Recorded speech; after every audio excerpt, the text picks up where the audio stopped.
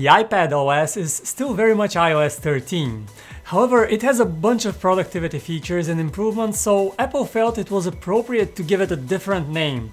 The first developer beta is up, and we had a chance to play around with it. Now, this is a super early build. The first public beta, which should be out in a month, will probably have more features and more polish. But for now, here's a preview of what's to come. Of course, the big new addition, and the most obvious one, we get dark mode in iPadOS, which works just like on iOS 13. Apple has finally reduced the empty spaces on the home screen too. Instead of a 5x4 grid, which we had before, we now have a 6x5 one. That's 10 more apps that you can fit on a single home screen, and it's definitely a welcome update, especially for those that have the extra large 12.9-inch iPad Pro units. The Today view has been slightly updated. Now, when you swipe right, you don't travel to a whole other screen that's dedicated solely to your widgets. Instead, your app grid gets even more compressed, and you have your favorite widgets right here on the left, ready to give you at-a-glance information. You can set this to always on, so your primary home screen would always look like that. Finally, after years of waiting, Apple has finally redesigned the volume icon. It no longer pops up right smack in the middle of the screen, separating you between you and your content. Now it's this little discrete bar on the top of the screen, and it's very much appreciated. Slide over and split view are getting another rework, making them much more useful for multitasking. Now you can have multiple apps ready to go in slide over mode. To switch between them, you can just swipe on the bottom bar here, or lift it up and enter this mini multitasking for all available slide over apps. Now you can have multiple documents from the same app open in split view mode. So you can have two notes from the Notes app side by side, or you can grab this one, go into multitasking, open your email and just drop it here. As you can see, multitasking is a lot more fluid and there are tons more options available. To keep track of everything you're doing with an app, you can just tap and hold on its icon and you get this new option called Show All Windows.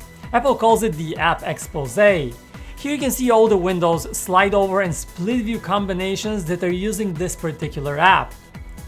Now grabbing your text cursor and dragging it around is much easier and now feels very natural. Also, marking words is less cumbersome. Just mark one word like this and then just drag the handle. It moves freely without getting stuck on random lines of text like it used to, and it generally feels much easier. Also, if you want to grab a whole sentence, just triple tap, or tap 4 times to mark the whole paragraph. We can also copy text by pinching in with 3 fingers and paste it by pinching out with 3 fingers. Swipe left with 3 fingers to undo and right to redo. And you will notice we can finally interact with the scroll bar in the right. We can drag it up and down for faster scrolling in really long documents. Now if you need to do some one-handed typing, or you want to enjoy the swipe typing that the iPhone is going to get with iOS 13, you can shrink the keyboard by pinching it like so. Now you can position this small keyboard anywhere you like and use it for swipe typing with just 1 finger.